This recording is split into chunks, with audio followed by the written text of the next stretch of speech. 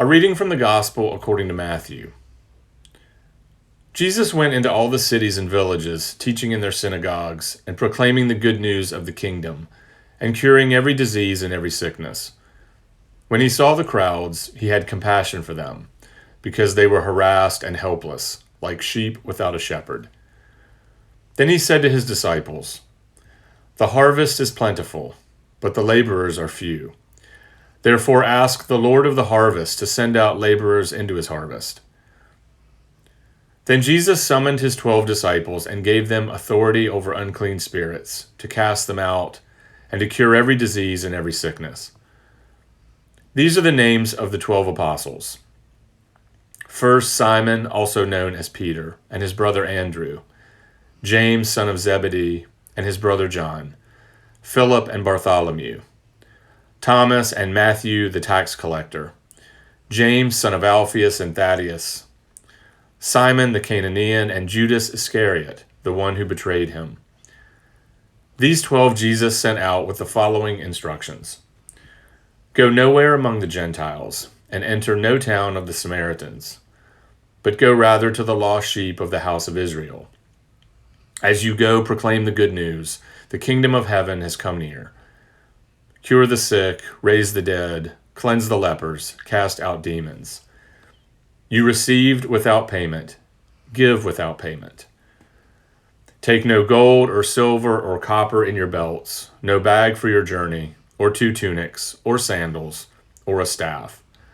For laborers deserve their food. Whatever town or village you enter, find out who in it is worthy, and stay there until you leave. As you enter the house, greet it. If the house is worthy, let your peace come upon it.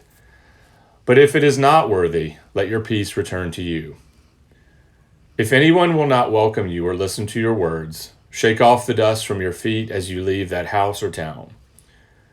Truly I tell you, it will be more tolerable for the land of Sodom and Gomorrah on the day of judgment than for that town.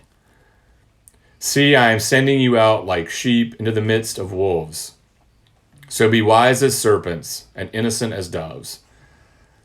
Beware of them, for they will hand you over to councils and flog you in their synagogues, and you will be dragged before governors and kings because of me, as a testimony to them and the Gentiles. When they hand you over, do not worry about how you are to speak or what you are to say, for what you are to say will be given to you at that time. For it is not you who speak, but the Spirit of your Father speaking through you. Brother will betray brother to death, and a father his child, and children will rise against parents and have them put to death, and you will be hated by all because of my name. But the one who endures to the end will be saved. When they persecute you in one town, flee to the next. For truly I tell you, you will not have gone through all the towns of Israel before the Son of Man comes. Here ends the reading.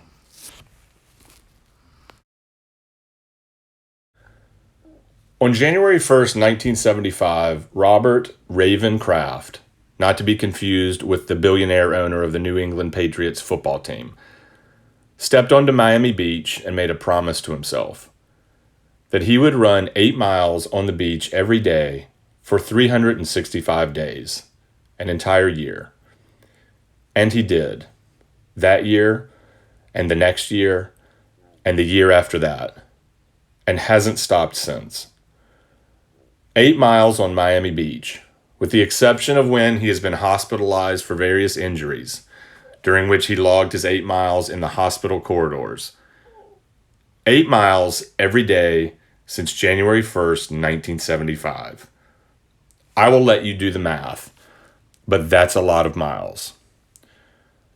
I am not a runner and I've never been to Miami, but I learned about Robert Raven Kraft in the book Running with Raven, another one I would recommend. Here's a little bit of his story. His nickname is Raven because he only wears black, all the time. His childhood was difficult. His father left home when he was young, and he never had much of a relationship with him. His mom worked nights, so she wasn't always around. He graduated high school but didn't go to college. Moved to Nashville to pursue a career in country music. Clearly a Johnny Cash fan and hence the black. But ended up back in Florida where he has had a number of different jobs. One day while at the beach, a couple of guys approached him and asked him if he would like to go on a run with them. And even though he wasn't a runner, he said yes. And he became one, to say the least. In considering today's gospel, I can only imagine the reactions of the disciples as Jesus commissions them to get to work kingdom building. From the enthusiasm and energy and excitement of being laborers in the harvest to, what did Jesus just say? Did he just say something about sheep in the midst of wolves? Floggings, betrayals by family members, hatred, persecution? Jesus, I'm not sure this is what I signed up for. Jesus makes it look easy, going to all the cities, preaching in all the synagogues, curing all ailments. But after listening to today's gospel, we might wonder if anyone other than Jesus is up to the job. He's a master builder, and I'm an apprentice who has a difficult time with a hammer and nail. Today's gospel forces us to acknowledge the gap between the ideal and the real, and then to consider the implications for our own discipleship. If we are being honest, some of us prefer to not talk about our faith even with those we know, let alone strangers in neighboring towns. Nevertheless, just as the disciples were sent out to those towns in ancient Israel, we, the followers of Jesus today, continue to be challenged to take our faith out into this world and get Christ's work done.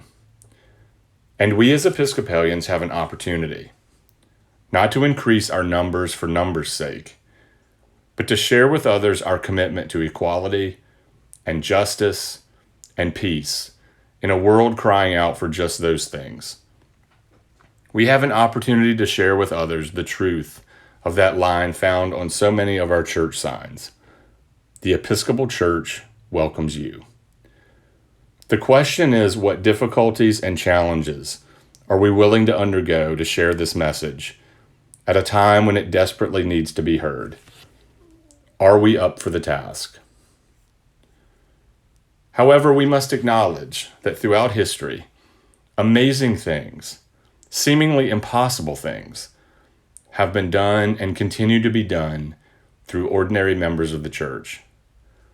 Jesus' words have encouraged and motivated far more than the 12 disciples listed in these verses, due in part to the efforts made by faithful Christians.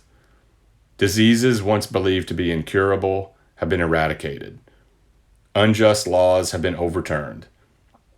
Seemingly closed doors have been swung wide open. The fact is, those original 12 disciples were not exactly at the top of the class or the honors students.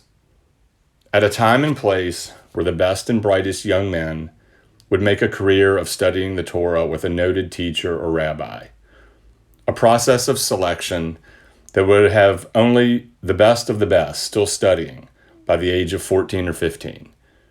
These 12 were some of the ones who hadn't made the cut.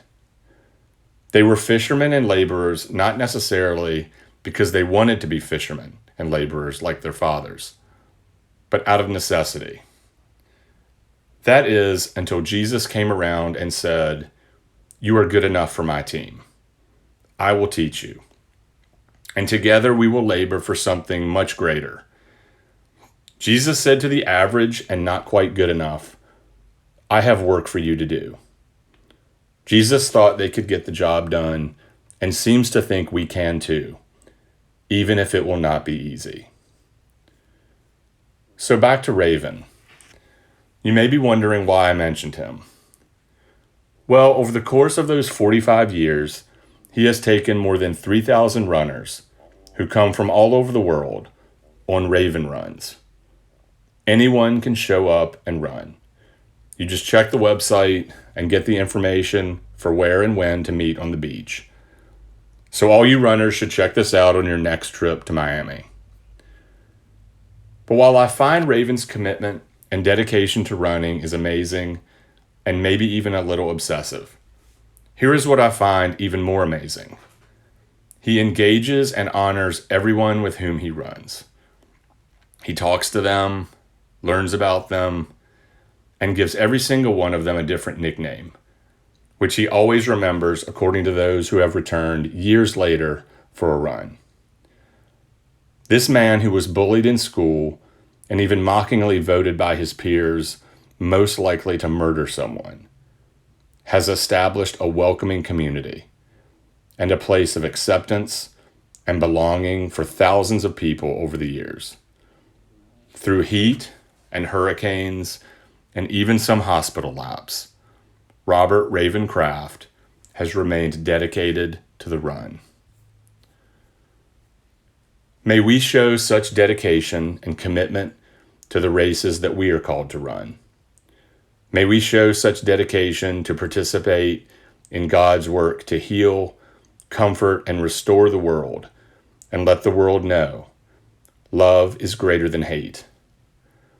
God needs us, those of us who some days feel average or not quite good enough, to be laborers in God's kingdom. Which leaves us with this question: what other miraculous things does God intend to do in our communities, in us, with us, and through us? And are we up for the challenge? Amen.